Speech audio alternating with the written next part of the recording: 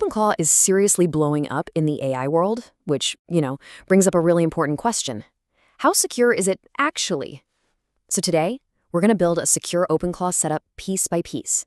We're going to take that standard install and turn it into a real digital fortress. All right, let's get into it. So, it really all boils down to this one question.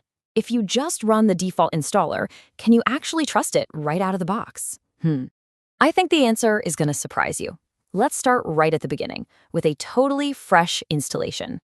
When you first install OpenClaw, it really feels like it's doing everything right.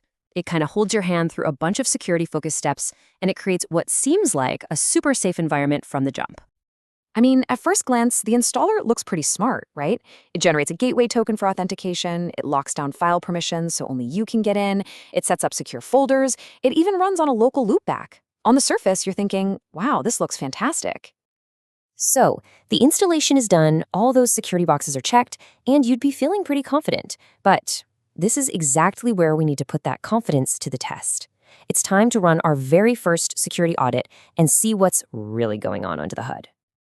Okay, this is the moment of truth. We're firing up the built-in security audit tool on this brand new, supposedly secure installation. What's it going to find? Let's take a look at the results. And, whoa. Okay, that is a shocker. In spite of everything the installer just did, we've got two critical failures. The gateway authentication and the credential permissions. Both failed. This is exactly why you can't just trust the defaults. So how did this even happen? Let's break it down. The installer, it generated a security token, which is great, but then it just never saved it to the configuration file. So authentication is totally broken. And on top of that, the permissions for the credentials directory, they weren't set right, even after it asked us. These are some major vulnerabilities right from the get-go.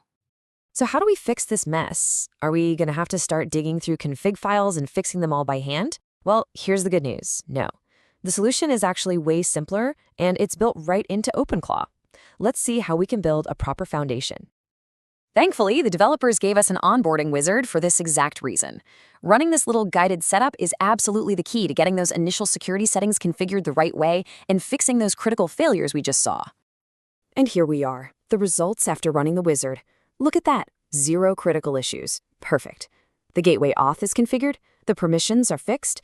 Now, you still see that medium warning for the reverse proxy, but since we're keeping this just on our local machine, it's not a risk for us. We can safely ignore that. We now have our baseline security. But look, baseline security is just that. It's the starting point. To build a real digital fortress, we need more. We need multiple layers of protection. This whole strategy is called defense in depth, and it basically ensures that if one layer fails, you've got others ready to protect your system. Our first and probably most powerful layer is sandboxing. So what does that actually mean? Well, think of it like this. Every single tool the AI wants to use gets run inside its own separate, isolated little box, a Docker container, that's completely cut off from our main system. This just massively limits the damage any bad prompt could ever do. Now, inside that sandbox, there's this one critical setting. We make the workspace access read-only. And this is an absolute game changer. It means the AI can read the files it needs to do its job, but it can't write, it can't modify, and it sure as heck can't delete anything. This one setting just shuts down a huge range of potential attacks.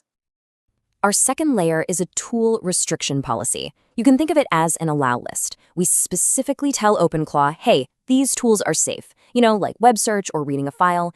And then we explicitly deny the dangerous stuff, especially exec. Exec is the big one. It could give an AI direct control of your computer's command line. No way. If a tool isn't on our allow list, the AI just can't use it. End of story. So let's just quickly recap our defense strategy here. First, we've got sandboxing, putting every single action in its own little padded room. Second, we have tool restriction, which is like a bouncer at the door, deciding who gets in. And finally, we're using local models, which means all our data stays right here on our machine, total privacy. Together, these things create a really powerful defense. All right, so we've built our fortress, but how do we know the walls will actually hold up? Well, it's time to put on our attacker hat for a minute and actively try to break our own hardened configuration. We've got to make sure these security layers really work. So we're going to send it a classic malicious style prompt. We're asking the AI to use its file reading tool to go look at a really sensitive system file, /etc/password, in an unsecured setup This could leak user info. Let's see how our hardened system handles it. And bam, success. The system just flat out blocks the request. And that error message, it's perfect. It confirms the request was denied because the file is outside that isolated sandboxed world we created. Our fortress holds. That is exactly what you want to see. We did. We successfully hardened our instance. But the job isn't over. And this is a really, really crucial point.